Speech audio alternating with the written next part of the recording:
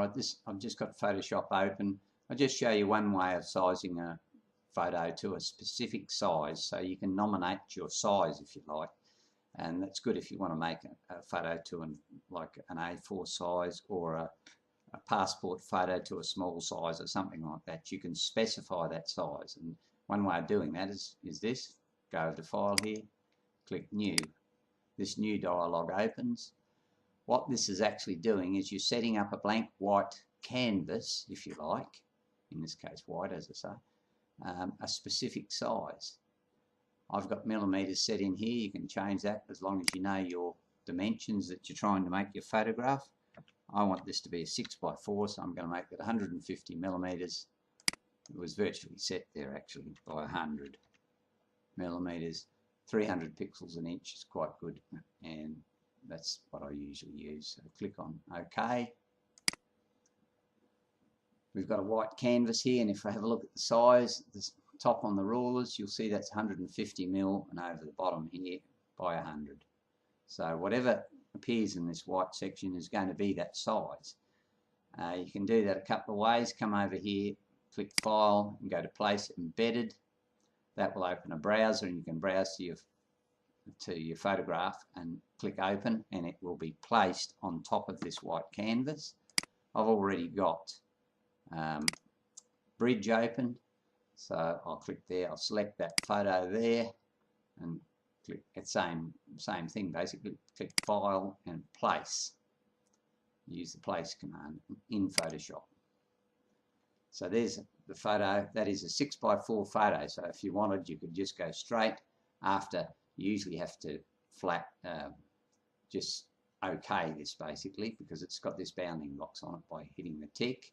But once you've done that, you could go to Print, and that would be not grayed out like that once you've hit the tick, and you could print it straight off. It would be a 6x4.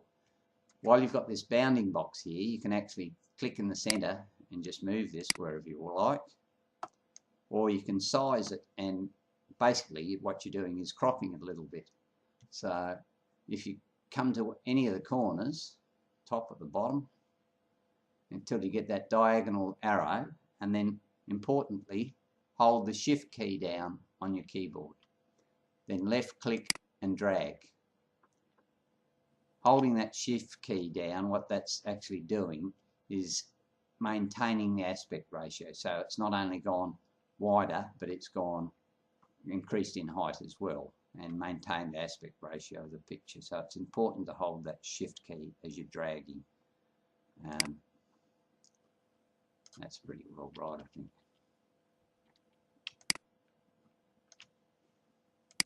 Something like that. And just once you're happy with what your positioning and whatever of the photo, just click the tick at the top. That bounding box disappears. So if you have a look over here, we've got a background and we've got this photograph. It's important to realise once we've used this Place command like we have, this image is known, when you use that Place command, as a smart object. And the reason that's called a smart object is in sizing photograph down or sizing it up, it's either got to take pixels away if you're coming down, or add pixels in as you're going up, and that can actually deteriorate your photograph a little bit. So smart object, what it does is after you've done your sizing up and down, it refers back to the original picture and just makes sure that it's done the best job it could. So that's fine. Any time it causes a bit of a problem if you try to add an adjustment on this now in brightness or contrast or whatever, it won't allow you to do that because it's referring back to the original photo. So you have to rasterize this, turn it into basically an ordinary photograph, which is called a rasterized image.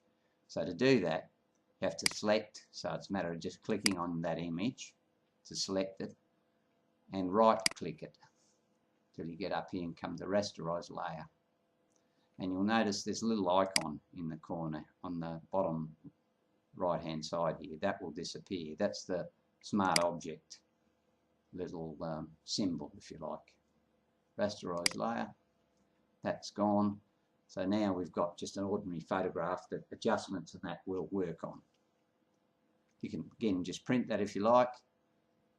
Usually people flatten those so that you haven't got the two layers. So to do that, come to Layer, Flatten Image.